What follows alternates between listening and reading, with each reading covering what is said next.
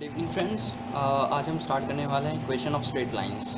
तो इसमें हम काफ़ी चीज़ें पढ़ेंगे। जैसे सबसे पहले हमें इंक्लिनेशन पढ़ना होगा कि व्हाट इज़ इंक्लिनेशन, फिर स्लोप क्या होता है, after that intercepts, what are intercepts, then the meaning of equation of straight line, and उसके बाद लास्टली को methods of finding equation of straight line. इसमें 3 फॉर्म्स हमें आपको पढ़ना होगा, जैसे slope intercept form, point slope form and 2 point form.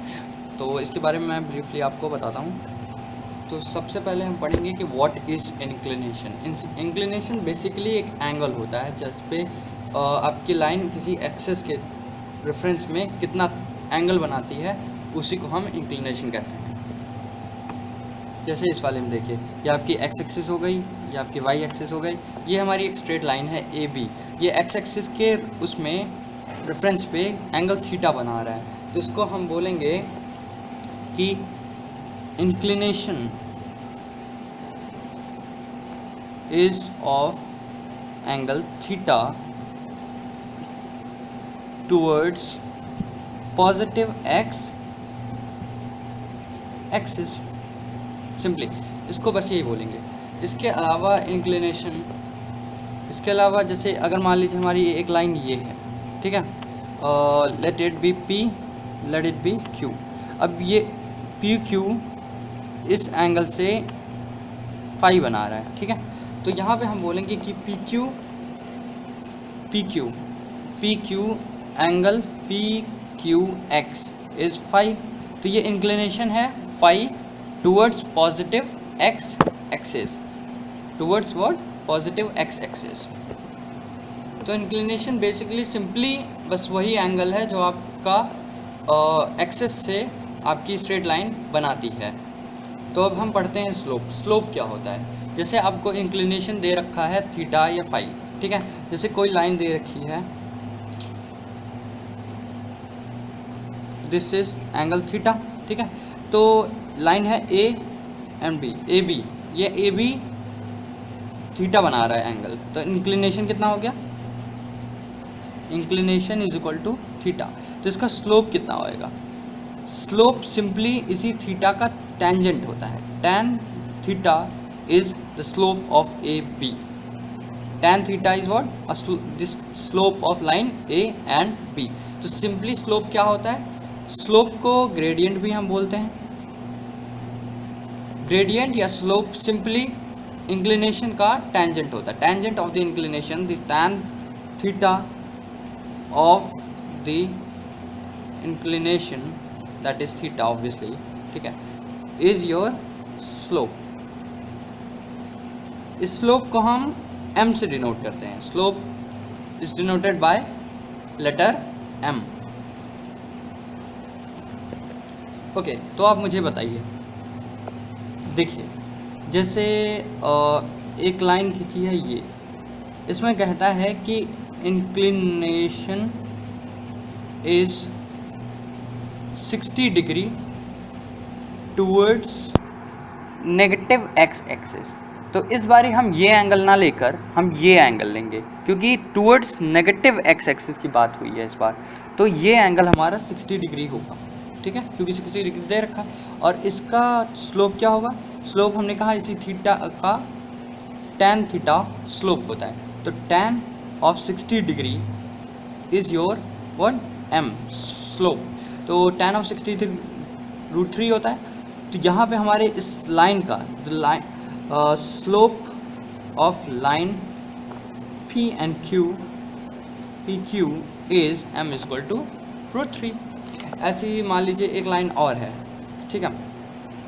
इस बार ही बोल देता है कि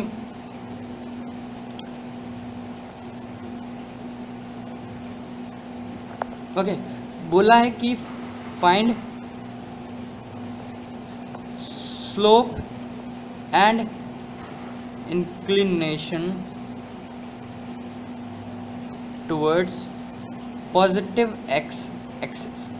तो इस बार हमें बोला है कि पॉजिटिव एक्स एक्सिस की तरफ है, पॉजिटिव एक्स ये है, तो हमें ये एंगल ना लेने के बजाय हमें ये एंगल लेना पड़ेगा, क्योंकि पॉजिटिव एक्स एक्सिस की तरफ ये है, तो हम ये एंगल लेंगे। तो टोटल अगर एक लाइन 180 डिग्री होती है और ये 30 है, तो ऑब्वियस सी बात है ये 150 डिग्री होगा। तो tan इंक्लिनेशन क्या है हमारा यहाँ पे, angle P Q x that is 150 degree, और tan of 150 degree is your, जो भी वैल्यू आती है वो बात की बात है, स्लोप आपका ये होगा। तो इंटरसेप्ट जानने के लिए, इंटरसेप्ट बहुत इजी कॉन्सेप्ट है। सिंपली आपका जैसे कोई स्ट्रेट लाइन है, वो आप कहीं न कहीं से तो गुजरेगा ही, ठीक है।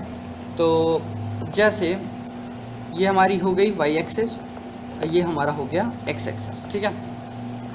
तो मान लीजिए कि एक लाइन गुजरी यहाँ से, तो ये इस लाइन ने, ये लाइन ए बी को देखिए, इस लाइन ने एक्सिस को काटा है, किसको, बी को।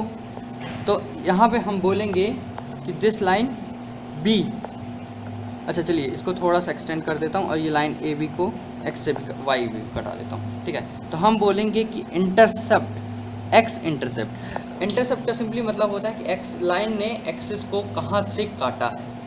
लाइन ने, स्ट्रेट लाइन जो गिवन लाइन है, उसने एक्सिस को, जैसे x axis and y axis को कहाँ से काटा है, उसी को सिंपली कहते हैं इंटरसेप्ट। तो यहाँ पे कहाँ काटा है, मान लीजिए ये डिस्टेंस है ए एंड ये डिस्टेंस है सी, ऑलराइट। तो एक्स इंटरसेप्ट क्या हो जाएगा, एक्स इंटरसेप्ट कहाँ से काटा है, ए पॉइंट से, क्योंकि ये टोटल डिस्टेंस ए है तो ये पॉइंट ए है, ए कॉमा 0 है ना। तो एक्स इंटरसेप्ट होगा पॉजिटिव ए की वैल्यू पॉजिटिव एक्स एक्सिस में आ रही है इसलिए पॉजिटिव ए। वहीं वाई इंटरसेप्ट क्या हो जाएगा, इस बारी ये नेगेटिव वाई एक्सिस की तरफ जा रहा है, तो ये सी की पूरी वैल्यू नेगेटिव होगी, क्योंकि नेगेटिव ये 0 0, इसके नीचे सारी वैल्यू नेगेटिव होती है। तो सी इंटरसेप्ट मतलब वाई इंटरसेप्ट, ये वाई एक्सिस कहाँ से कटा है, सी पॉइंट से, 0, सी से, ठीक है। तो सी इंटरसेप्ट, वाई इंटरसेप्ट आपका होगा नेगेटिव सी इस केस में। अच्छा दूसरा केस लेते हैं, एक इस बार ही लेते हैं कि जैसे ये, ठीक है, ये आपका वाई एक्सिस हो गया, ये आपका एक्स एक्सिस हो गया। इस बार बताइए कि इस बार मुझे X intercept and Y intercept बता कर दिखाइए।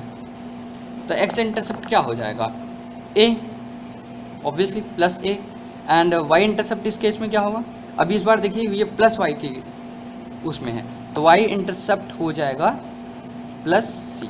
तो सिंपली इंटरसेप्ट क्या होता है, इंटरसेप्ट सिंपली हमें ये बताता है कि कहाँ से हमारी एक्सिस कटी है, हमारी स्ट्रेट लाइन ने एक्सिस को कहाँ से काटा है। चलिए एक और एग्जांपल ले लेते हैं।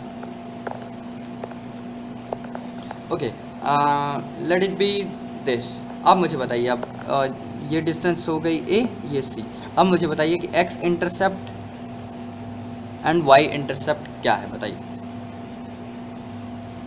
तो आई गेस आपको आ गया होगा, एक्स इंटरसेप्ट है माइनस ए, इस बार ये इधर है, ये प्लस एक्स हो गया तो ये इधर माइनस एक्स हो जाएगा, ठीक है। और इस बार ये प्लस वाई है और ये माइनस वाई, तो वाई इंटरसेप्ट क्या हो जाएगा इस बार, माइनस सी, क्योंकि ये नेगेटिव में जा रहा है, ऑलराइट। तो मुझे लगता है कि इससे फर्दर मुझे इंटरसेप्ट बताने की ज़रूरत नहीं है, आपको समझ में आ गया। Okay, meaning of straight line. Straight line की मीनिंग क्या होती है, हम हमेशा बोलते हैं कि straight line, equation of the straight line chapter का नाम है। तो स्ट्रेट लाइन होती क्या है, जैसे ये मान लीजिए आपका एक्स एक्सिस है एंड ये है आपका वाई एक्सिस, ठीक है। तो ये लाइन, एक मैं स्ट्रेट लाइन ड्रॉ करता हूँ, ठीक है। अभी क्या होता है मैं बताता हूँ आपको।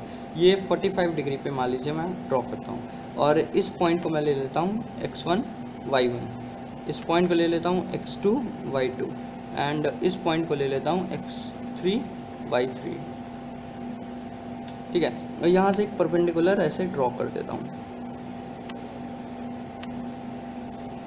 तो देखिए ये एक ट्रायंगल नहीं बन गया सिंपली, जिसका एक एंगल 45 डिग्री पे है। तो अगर मैं इन ट्रायंगल पे टेंजेंट, हम जैसे जानते हैं इंक्लिनेशन यहाँ पे क्या है 45 डिग्री का, तो स्लोप हम ऑलरेडी, मैंने आपको फॉर्मूला बता रखा है, slope is tan of theta that is tan 45 degree.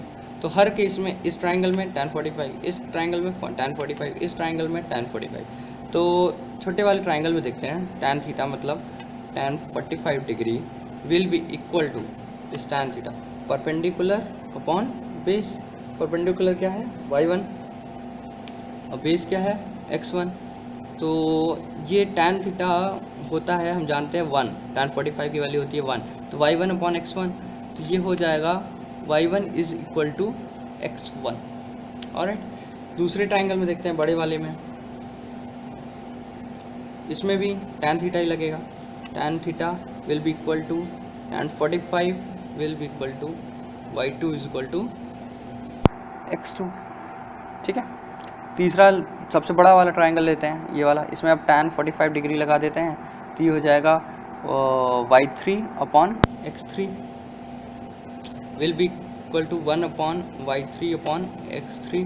तो ये इसके इक्वल हो जाएगा, y3 x3 के इक्वल हो जाएगा।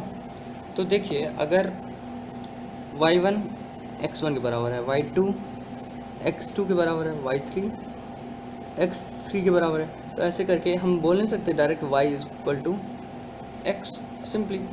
तो this is the equation of a straight line, equation of a straight line.